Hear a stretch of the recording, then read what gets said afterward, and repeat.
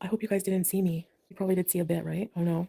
Did you see my body and my head? Hey y'all, Nana here. I hope everybody's doing well. I hope you're keeping safe and I hope you're keeping healthy. I myself, I'm doing alright. I am doing alright. Matter of fact, I'm just Peach King. Can y'all hear me okay? With this big old fan right here? Is that bothersome to y'all? Can you hear me okay? Hooray, y'all. I mean, really? Look, I get that it's hot where Foodie is, right? But does she gotta have that fan pressed up right against her? I mean, the fan is literally right here. At this point, Foodie, why don't you just go ahead and grab that fan and just go ahead and talk on into the fan? Right? You ever do that when you was a kid? Luke, I am your father. Luke, I am your father. This is Darth Vader. Get the damn fan and just start talking into it. I mean, Lord, let me turn off this thing, okay? Foodie, can you not do something with the fan? Can you back it up a little bit? Maybe put it up on the ceiling, have your man mounted up there? I get it's hot and you ain't got AC. You need a fan, I get that. But do something with the fan. It is annoying. Okay? The noise drowns you out. Can't hear what you're saying, right? It's just annoying. I mean, lower it down, maybe put it on the ground, have it blow up. Well, maybe you don't want it blowing up wind because, you know, you might get a whiff of what's going on down there. Might make you pass out or something like that. But do something with the fan, please. Not saying you shouldn't have it on, but do something. Maybe move it back. Do something. Put it behind you. I don't know. But the fan noise is driving everybody insane. Insane. Okay, y'all, got off topic, but I just had to say that. I think everybody is going crazy with that damn fan sound, okay? You know, she was actually doing a stream one time, and when I was hearing the fan, it almost reminded me of the sound of a fetal monitor. You know, when you're having a baby, you hear this, and I'm listening to it. I was having flashbacks, y'all. I was like, oh my God, am I having a baby or what's going on? Why am I hearing that sound? So do something with the fan, please. Por favor, do something with the fan. Figure it out. Anyhow, y'all, I have had so much to say about the Syrian Arrogance. And those of you who follow me on Twitter, you know that I'm just twiddling away all day, okay? I ain't got time to make videos because when the babies are around, I don't make videos. And babies are coming again, Another set of babies. Can't wait to see them. It's been a while. But I just wanted to say a few things. But anymore, I'm like, what the hell was I going to say? I think by far this is the most infuriating arc for me. Okay, I find it very infuriating, and the more I watch, the more infuriated I become. Not because of jealousy, okay, Foodie, so don't sit there, oh, you're just jealous, and all her freaking buzzers, oh, they're just jealous. She ain't got nothing that I'm gonna be jealous about, okay? Nothing.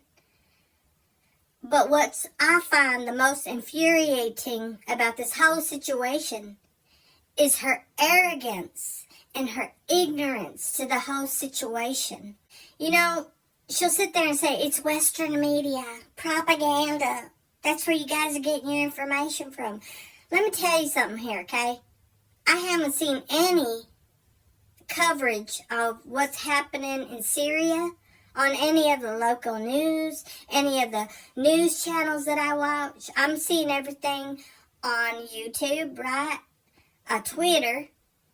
And it's all from media that is in the Middle East. Because from what I'm seeing, Western media is not talking about this. It's not covering it.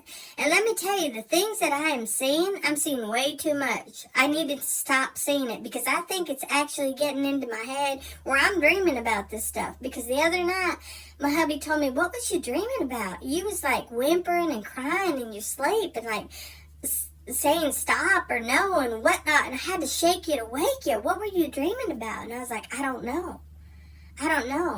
But I think it's the things that I'm seeing. And it's not from Western media.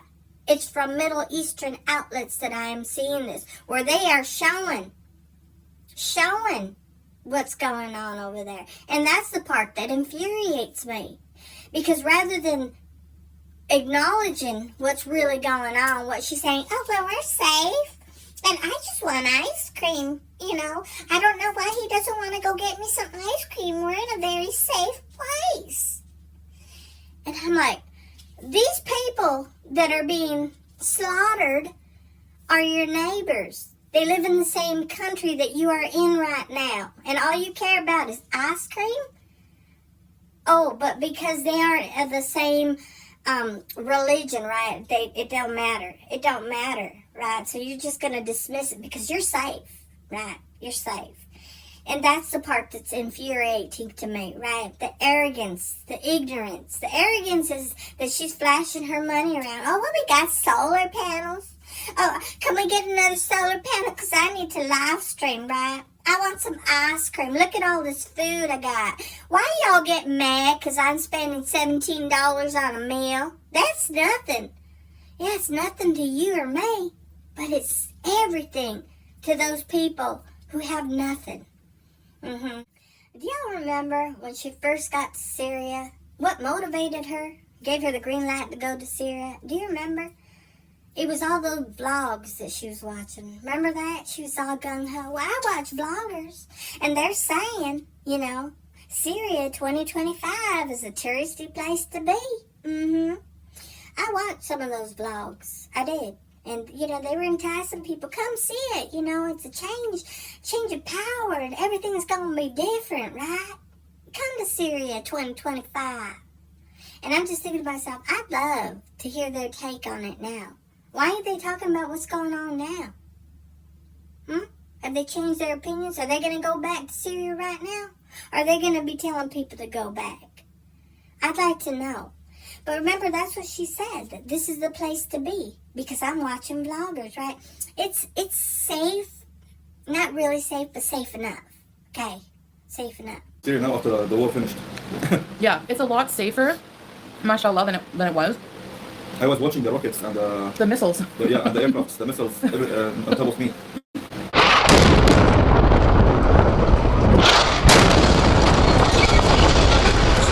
And then boom, all hell broke loose. What, within 2 weeks of her being there?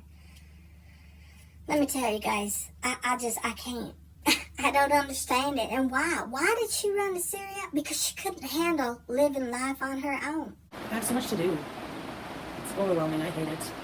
She had a cute little apartment, okay? She did. I mean, I think about it and I thought if I was single, didn't have family to worry about, just me, myself, and I would have enjoyed living in that little apartment, right? Fix it up all cute, nice, cozy. She could have waited it out, but she couldn't. Why? Because she's too worried. Because she knows what Slaw's like when she's not around, right? Well, hell, even when she's around, he was out running muck, right? But she's the one that said it, right? If you're not in the same country, it ain't cheating. So her words came back to her and bit her in the behind. That's why she ran to Syria. Okay, let me break it down for you right here, okay? Let me give you my honest opinion about the whole situation.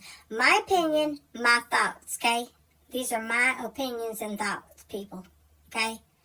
I believe that Foodie goes through life with blinders on, okay?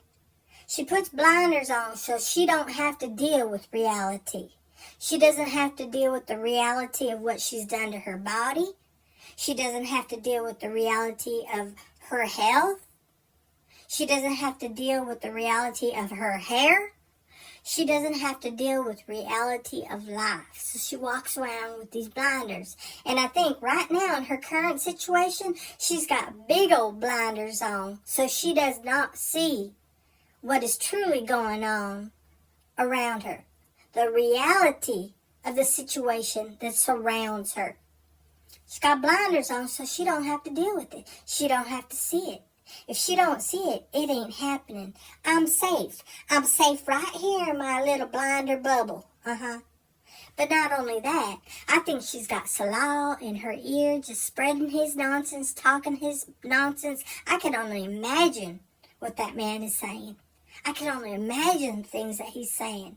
And if you ask me, my honest opinion, he don't give a shit as to what's happening to innocent people, the innocent Christian people in that country, the Druze of that country. I don't think he gives a shit that the the Christian people are being persecuted for merely being Christians. I don't think he gives a shit. And why do I say that? Do y'all remember the messages that he sent to Kybella? Do y'all remember what he wanted to do to the Christian relics? You remember? The Bible, the crucifix, Christian women. Do you remember his attitude towards that? That's where my opinion comes from. I don't think he gives a shit, and I can only imagine the terrible things that he's saying. Now, she's not going to say anything. She ain't going to say anything, right? She's just going to be like, we're safe. We're safe. Everything around us going to be okay. He says it's going to blow over. Hasn't blown over yet, right? But do y'all remember when this little thing was found right here from his Facebook? You remember this? This right here gives a little glimpse into his mindset, the way he thinks. Yeah, so that's what my opinion is of the situation. She's just going to keep these blinders on, not see the real thing, right? Blame it on Western media propaganda, right? No, Syria 2022, touristy place to be. We're safe. I got ice cream. I got food. I got money. Don't bitch about my $17 meal. Don't bitch about anything, okay? And he's living like a king.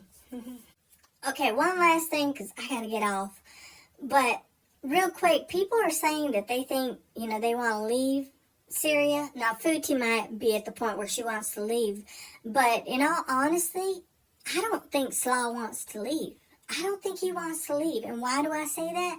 I think he's finally found a place, as bad as it is right now, okay? As bad as it is right now, I think he has finally found a place where he could say, hey, I am somebody here. I belong here. That is his home country, right? He is Syrian. And I think that really plays a part in somebody. Now, I can't remember who said this. I don't remember if it was a live stream. I think it was a live stream. I don't remember, and I apologize to whoever said this. But they kind of shared their feelings on that because they understood. When he was in Kuwait, he wasn't seen as a citizen, right? He was an outsider just living in their country. And the person who was sharing this said, I can relate because I too have been in that situation. And it's a weird situation to be in because you are born in this place, you live in this place, but they're not seeing you as belonging there because you're not a citizen. You're not recognized as a citizen. And the more I thought about it, I was like, yeah, I could see that. I was born here in the United States of America, okay? Sí, soy Latina, soy Mexicana, but I was born here in America. My country recognizes me as a citizen. And that would make a big difference if I had come from Mexico, right? And they didn't recognize me as being a citizen. Like, oh, well, you belong in Mexico because you're Mexican. So I could see where now he's found his home. He found a place where he belongs. He is now seen as a citizen. He is now seen as a person that has a country. He's not just a body living in somebody else's country that don't belong. That, makes you feel like you don't belong. So I'm like, I don't think he wants to leave Syria. And now he has Foodie that has the means to make him live like a king in Syria. That's just my thoughts, my opinions, okay? But that's the way I see it. I don't think he wants to leave. Now what's she gonna do? He don't want to leave.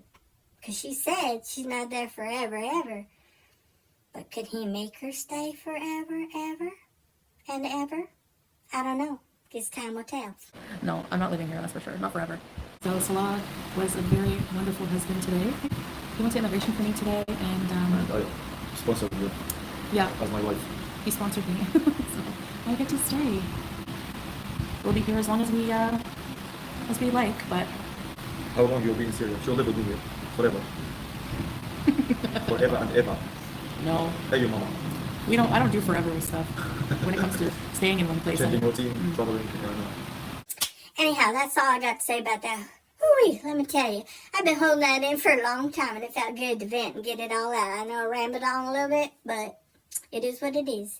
Anyhow, if you've lasted to this end of the video, I thank you for listening to my rambling. But that's gonna be it for me, and that's gonna be it for this video. Y'all take care, and I'll see you real soon.